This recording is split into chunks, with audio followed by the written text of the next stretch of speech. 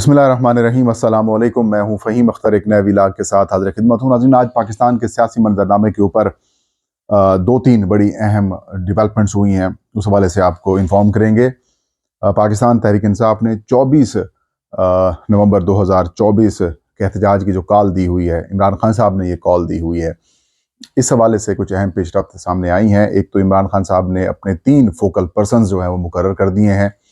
और इनका बाज़ाब्ता तौर पर नोटिफिकेशन भी जारी कर दिया गया है। ये 3 फोकल पर्सनस क्या काम करेंगे वो बताएंगे, इनके ज़िम्मे क्या इमरान खान साहब ने टास्क सौंपे हैं वो भी बताएंगे। और दूसरी जो बड़ी डेवलपमेंट है, क्या पाकिस्तान तहरीक इंसाफ जो 24 नवंबर 2024 का एहतजाजी कॉल है, क्या उसे वापस लेने के हवाले से सोच रही है, उसकी प्लानिंग क्या है, क्यों वापस लेने के हवाले से गौर किया जा रहा है, क्यों मशावरत की जा रही है और इम्कानात क्या हैं। क्या इमरान खान साहब ये जो फाइनल कॉल है ये रिवर्स करेंगे या फिर ये एहतजाजी कॉल होगी और या फिर ये एहतजाजी कॉल कामयाब भी होगी या फिर नहीं होगी, इसके ऊपर भी गुफ्तगू जारी है, वो बताएंगे। ख्वाजा आसिफ वज़ीर दिफा हैं पाकिस्तान के, उन्होंने एक बयान दिया है और वो बयान बड़ा काबिल एतराज़ है, जो इस बात को शो कर रहा है कि हुकूमत पैनिक है, हुकूमत परेशान है, हुकूमत को समझ नहीं आ रही कि मामला को कैसे बेहतर किया जा सके। आगाज़ करते हैं। इमरान खान साहब ने आज 3 अपने फोकल पर्सनस जो हैं वो मुकर्रर कर दिए हैं और पाकिस्तान तहरीक इंसाफ के जो एडिशनल सेक्रेटरी जनरल हैं फिरदौस शमीम नकवी साहब, उन्होंने इनका नोटिफिकेशन भी जारी कर दिया है। चेयरमैन पाकिस्तान तहरीक इंसाफ बैरिस्टर गौहर खान, नामजद सेक्रेटरी जनरल पाकिस्तान तहरीक इंसाफ सलमान अकरम राजा और कौमी असम्बली में अपोजिशन लीडर जनाब उमर अयूब साहब, ये 3 जो पाकिस्तान तहरीक इंसाफ के सीनियर रहनुमा हैं, इनको इमरान खान साहब ने अपना फोकल पर्सन मुकर्रर किया है। फोकल पर्सन बेसिकली होते ये हैं कि अगर इमरान खान साहब के बिहाफ के ऊपर कोई स्टेटमेंट दी जाएगी या फिर जो गुफ्तगू होगी या बातचीत अगर होती है, तो जो बातचीत का इख्तियार होगा या गुफ्तगू का इख्तियार होगा या जो पॉलिसी स्टेटमेंट होगी, ये इन तीनों की ही जो है वो तसव्वुर की जाएगी। स्पोक पर्सन भी होते हैं, वो तर्जमान होते हैं, लेकिन जो फोकल पर्सन होते हैं वो उनकी ज़िम्मेदारी कुछ और बढ़ जाती है कि इमरान खान साहब के साथ रब्ता हो या फिर इमरान खान साहब के साथ के हवाले से कोई गुफ्तगू करनी हो, कोई मैसेजिंग हो, पैगाम रसानी हो, वो भी इन तीनों के ज़िम्मे ही होगी और ये तीनों ही काम करेंगे। और चंद रोज़ पहले इमरान खान साहब ने ये भी बात की थी कि जो 24 नवंबर के एहतजाजी कॉल हमने दी हुई है उसके हवाले से मैंने 3 रुकनी कमेटी एक बनाई है और 3 रुकनी कमेटी जो है वो मुज़ाकरात करने या एहतजाज रोकने या एहतजाज के हवाले से जो कोई स्टेक होल्डर अगर वो बातचीत करते हैं, राब्ता करते हैं, तो भी इस कमेटी के पास ये इख्तियार होगा। लेकिन उस कमेटी का ऐलान नहीं किया गया था और इमरान खान साहब ने ये कहा था कि मैंने उस कमेटी का नाम बता दिया तो फिर उनको गिरफ्तार कर लिया जाएगा और यूँ बात रह जाएगी। पहले भी जिन जिन को भी इमरान खान साहब नॉमिनेट करते थे इस्टेब्लिशमेंट से गुफ्तगू करने के लिए, उसमें जो PTI के दौर में डिफेंस मिनिस्टर थे जनाब साबिक वज़ीर खैबर पख्तूनख्वा परवेज़ खटक, वो उनके साथ मिल गए और उन्होंने अपनी अलग से पार्टी लॉन्च कर दी पाकिस्तान तहरीक इंसाफ पार्लियामेंटेरियन के नाम से। तो मतलब जितने भी बाकी लोगों के साथ बातचीत राब्ते होते थे या फिर उन्हीं के साथ मिल जाते थे। लेकिन ये जो फोकल पर्सनस बनाए गए हैं, यकीनन इनकी ज़िम्मेदारी भी यही होगी कि अगर एहतजाज के हवाले से, बैकडोर डील के हवाले से या गुफ्तगू के हवाले से अगर कोई बातचीत की भी जाती है तो भी ये तीनों लोग काम करेंगे। चेयरमैन है पाकिस्तान तहरीक इंसाफ के बैरिस्टर गौहर अली खान, इनके साथ सेक्रेटरी जनरल हैं सलमान अकरम राजा पार्टी से आगे और कौमी असम्बली में जो अपोजिशन लीडर है उमर अयूब, ज़ाहिर उनके पास एक बड़ा स्टेटस है, बड़ा ओहदा है, अपोजिशन लीडर है, जो कि ऐवान के अंदर 2 ही लोगों को नहीं रोका जाता गुफ्तगू करने से। एक हैं वज़ीर आज़म कैद ऐवान और दूसरे होते हैं अपोजिशन लीडर, उनको भी किसी टाइम की पाबंदी नहीं होती और जब वो चाहें फ्लोर हासिल कर सकते हैं। तो ये पार्लियामेंट्री रवायात के अंदर हर जगह के ऊपर मौजूद है। यही वजह है कि उमर अयूब साहब को वहाँ पर रखा गया है और उमर अयूब जो जुडिशल कमीशन ऑफ पाकिस्तान है उसके भी पाकिस्तान तहरीक इंसाफ की जानिब से कौमी असम्बली से मेंबर हैं, रुकन हैं, तो बड़ी इंपॉर्टेंट जिम्मेदारी है इनकी अभी। तो बड़े अच्छी चॉइस है खान साहब की, लेट्स सी कि ये क्या करते हैं। तो ये जो है वो 24 नवंबर या अब इसके बाद भी जो इमरान खान साहब के जो फोकल पर्सन होंगे ये यही लोग रहेंगे। जो पॉलिसी स्टेटमेंट्स होंगी वो भी इन्हीं के ज़रिए ही जाएंगी। अब आते हैं दूसरी खबर के ऊपर। इमरान खान साहब ने ऐलान कर रखा है कि 24 नवंबर 2024 को फाइनल कॉल है, इस्लामाबाद पहुंचना है, इस्लामाबाद में तब तक बैठना है जब तक हमारे 4 मुतालबात पूरे नहीं कर लिए जाते। पहला मुतालबा खान साहब का यही है کہ جو 26ویں آئینی ترمیم ہے جس کے ذریعے سپریم کورٹ کو اور ہائی کورٹس کو حکومت کا ڈپارٹمنٹ بنا دیا گیا ہے اس کو ختم کیا جائے. جس طریقے سے لائی گئی ہے ترمیم اسی طریقے سے اس کو ختم کیا جائے، کیونکہ اس ترمیم کے بعد جو آزاد عدلیہ ہے وہ بالکل ختم ہو کر رہ گئی ہے. اور یہی وجہ ہے کہ عمران خان صاحب کہہ رہے ہیں کہ تمام پاکستانی چاہے وہ جس بھی شعبہ ہے زندگی سے ہوں وہ اس احتجاج میں شریک ہوں، طالب علم اس احتجاج میں شریک ہوں، کسان اس احتجاج میں شریک ہوں، تاجر اس احتجاج میں شریک ہوں، وکلاء کمیونٹی جو ہے وہ شریک ہو، اور بھی جتنے بھی کلاسز ہیں پاکستان کی، ان تمام سے عمران خان صاحب نے اپیل کی ہے کہ وہ 24 نومبر کو اسلام آباد میں اس کال کے لیے پہنچیں. اور دوسری جو ڈیمانڈ ہے وہ ہے آئین اور قانون کی بحالی.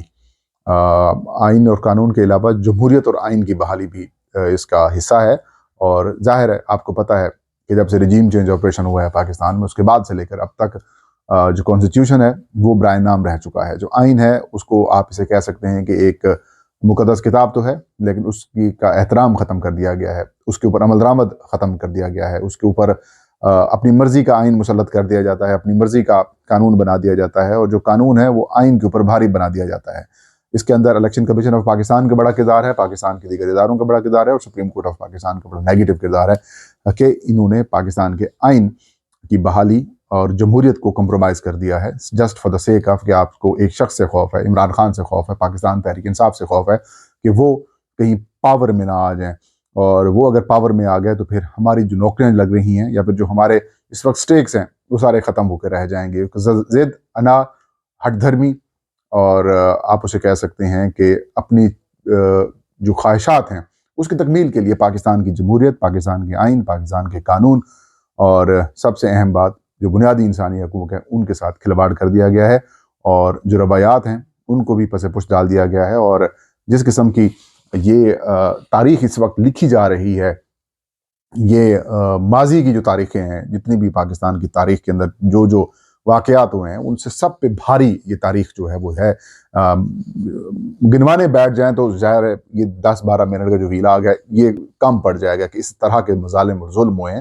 ریپیٹ کرنے کی ضرورت نہیں ہے. تو یہ سارا کچھ جو اس تاریخ کا جو ہے وہ حصہ ہے، اور یہ سارا جب بھی اس طرح سے پاکستان کی پولیٹیکل تاریخ کے اندر بات کی جائے گی، یہ دور ہمیشہ جو سیاہ تاریخ جو ہے، سیاہ دور کے طور پر جو ہے اس کو یاد رکھا جائے گا. اس لیے عمران خان صاحب نے کہا کہ آئین، جمہوریت اور جو اس کی بحالی ہے وہ ضروری ہے. پھر مینڈیٹ کی واپسی، ظاہر 8 فروری 2024 کو مینڈیٹ پاکستان تحریک انصاف کو ملا. فارم 47 کے اوپر حکومت مسلم لیگ نون کی قائم کر دی گئی، پیپلز پارٹی کی قائم کر دی گئی، اور جو جیتنے والے ہیں ان کو ہروا دیا گیا، اور جو ہارنے والے ہیں ان کو حکمران بنا دیا گیا. اور جو جیتنے والے تھے، اب اصلی جیتنے والے وہ جیلوں کے اندر ہیں، اور جو ہارنے والے ہیں یا جن لوگوں نے ووٹ نہیں دیا وہ اس وقت پاکستان کے وزیر، منسٹرز اور بڑے بڑے عہدوں کے اوپر حکمران بن کر بیٹھے ہوئے ہیں. تو اس لیے مینڈیٹ کی واپسی اور 26ویں آئینی ترمیم کی بحالی کی جو بات خان صاحب کر رہے ہیں، اس کا مطلب سیدھی سیدھا سے یہ ہے کہ جس سے یحییٰ آفریدی صاحب اور جو آپ نے آئینی بینچ کا ڈرامہ بنایا ہوا ہے یہ سارا کچھ ختم ہوگا، اور جو سپریم کورٹ ہے وہ واپس بحال ہوگی، اور چیف جسٹس جو سید منصور علی شاہ ہیں وہ آئیں گے. That's the point. چوتھا بڑا مطالبہ جو عمران خان صاحب کا ہے وہ بڑا ہی انٹرسٹنگ اور اہم مطالبہ ہے. وہ کہتے ہیں کہ جو آپ کے علم میں ہی ہے کہ بڑے بے گناہ قیدی، سیاسی قیدی جو ہے اس وقت گرفتار ہیں، وہ لوگ جن کے اوپر کوئی مقدمہ نہیں ہے یا جن کا کوئی ٹرائل نہیں ہو رہا، ان سب کی رہائی کا مطالبہ کیا گیا ہے. تو یہ 4 بڑی ڈیمانڈز ہیں، اور ظاہر ہے اسی سے ہی پاکستان کے سارے مسائل کا جو حل ہے وہ لنک ہے. اس کے علاوہ جو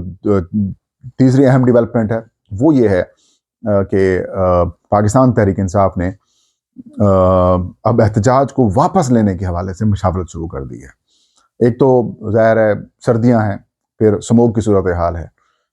یہ بھی ایک ایڈیشنل جسے کہہ سکتے ہیں کہ ڈیفیکلٹیز ہیں. ہر چیز کا پلان کیا جاتا ہے،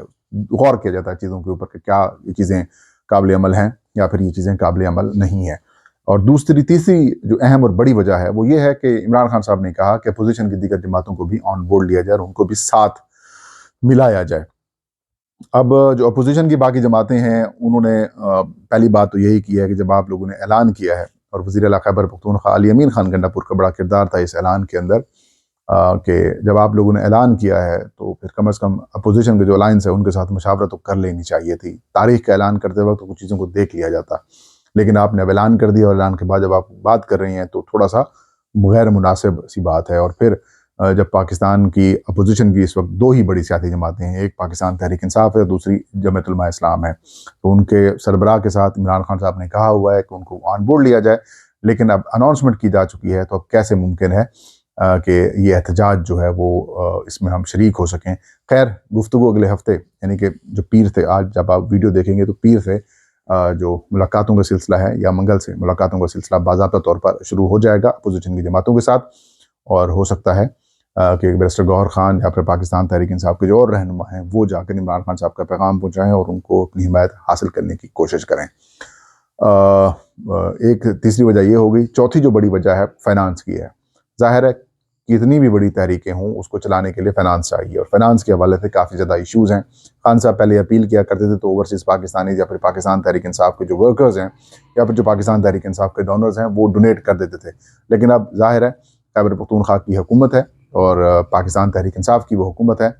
اب خیبر پختونخوا کی حکومت کے جو وسائل ہیں یا پھر جو ان کے فنڈز ہیں وہ سیاسی مقاصد کے لیے استعمال نہیں ہو سکتے، قطعاً استعمال نہیں ہو سکتے۔ ظاہر ہے یہ خیبر پختونخوا کی جو 3-4 کروڑ عوام ہے ان کا حق ہے، اور وہ یوٹیلائز بھی انہی کے لیے ہونے چاہیے، پولیٹیکل بیسس کے اوپر نہیں ہونے چاہیے۔ پاکستان تحریک انصاف الگ چیز ہے، خیبر پختونخوا حکومت ایک الگ چیز ہے، تو ان کے جو فنڈز ہیں وہ سیاسی طور پر استعمال نہیں ہونے چاہیے، یہ بات تو طے ہے۔ اس لیے پاکستان تحریک انصاف کو فائنانسز کی بھی کافی جو قلت ہے اس کا سامنا ہے۔ اور دوسرا جو اہم اور جو چوتھا پانچواں جو اہم اور بڑا معاملہ ہے وہ یہ ہے کہ تحریک انصاف کے جو ورکرز ہیں وہ ڈی موٹیویٹڈ ہیں، اس میں کوئی شک نہیں ہے، کیونکہ علی امین خان گنڈا پور صاحب کی کمزور لیڈرشپ کی وجہ سے کئی مواقع ملے پاکستان تحریک انصاف کو، اور وہ احتجاج جو خان صاحب چاہ رہے تھے وہ اس رنگ میں پاکستان تحریک انصاف کے ورکرز آ بھی گئے تھے۔ پنجاب کے حد تک بھی پاکستان تحریک انصاف ورکرز کو نکالنے کے اندر کامیاب ہوئی، لیکن جو ڈی چوک والا معاملہ شروع ہوا اس کے اندر جس طریقے سے علی امین خان گنڈا پور اپنے ساتھ بڑے لوگ خیبر پختونخوا سے لائے تھے، لیکن ان کو اکیلا چھوڑ کر موٹر وے کی سائیڈ کے اوپر یا پھر جی ٹی روڈ کے اوپر اکیلا چھوڑ کر جب وہ ڈی چوک کی سائیڈ کے اوپر، وہ بھی نہیں بلکہ چائنا چوک کے اوپر پہنچے اور اس کے بعد کے پی کے ہاؤس وہ شفٹ ہو گئے، اس کے بعد سے کافی زیادہ ڈی مورلائزیشن تحریک انصاف کے ورکرز کے اندر ہے، اور یہی پلان ہے